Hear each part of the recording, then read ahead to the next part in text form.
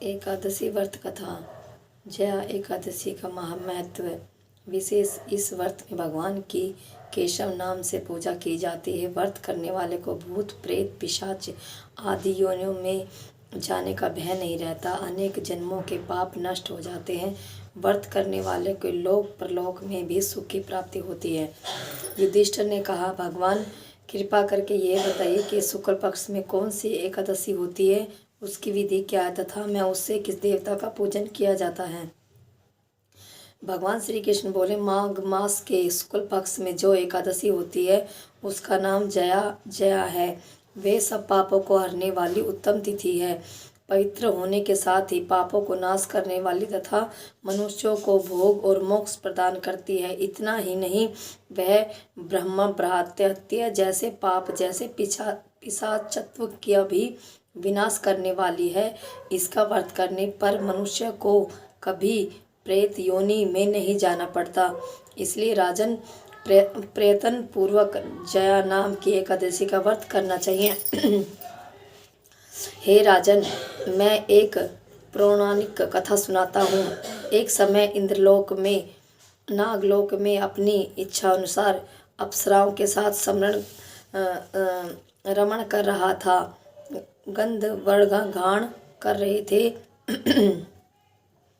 वहाँ गंधर्व ने प्रसिद्ध पुष्पवंत, उसकी लड़की तथा चित्रसेन की स्त्री मलिन है, ये सब थे।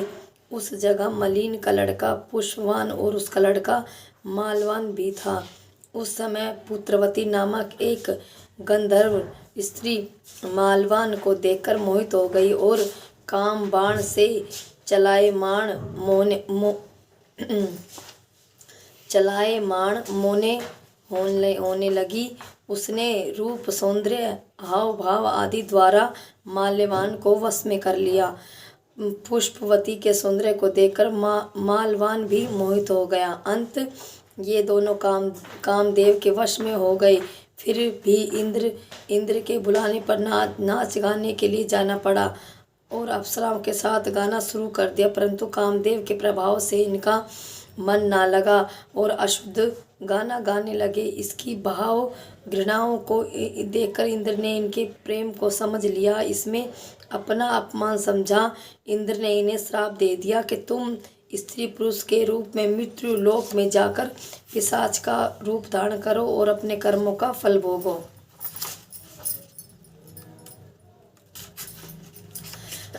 इंद्र का श्राप सुनकर ये अत्यंत दुखी हुई और हिमाचल पर्वत पर पिशाच बनकर दुख पूर्वक अपना जीवन व्यतीत करने लगी।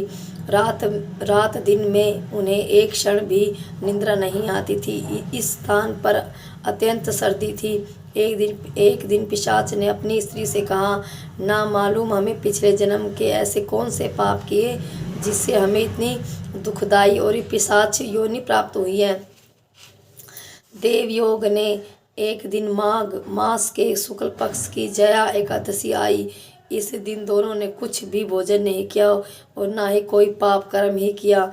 इस दिन केवल फूल फल खाकर दिन व्यतीत किया और महान दुख के साथ अपने पीपल के वृक्ष के नीचे बैठ गए।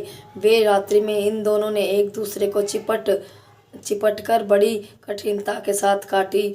सर्दी के कारण उनको रात्रि में निद्रा भी नहीं आई। दूसरे दिन प्रातःकाल होते ही भगवान के प्रभाव से इनकी पिशाच योनि देह छूट गई और अत्यंत सुंदर अप्सरा और गंधर्व का देह धारण करके तथा सुंदर वस्त्र और आभूषण को अलंकृत होकर नागपाल कर प्रस्थान किया। आकाश में देवगण तथा गंधर्व इनकी स्तुति तथा पुष्प वर्षा करने लगे। नागलोक में जाकर दोनों ने देवराज इंद्र को प्रणाम किया। इंद्र को भी इन्हें अपने पूर्व रूप में देखकर महान आश्चर्य हुआ। इनसे पूछने लगे, तुमने अपनी पिशाच देही किस प्रकार छुटकारा पाया, सब बतलाओ। इस पर मालवान बोली, हे देव इंद्र, भगवान विष्णु के प्रभाव से जया एकादशी के व्रत के पुण्य से हमारी पिशाच देही छुटी है।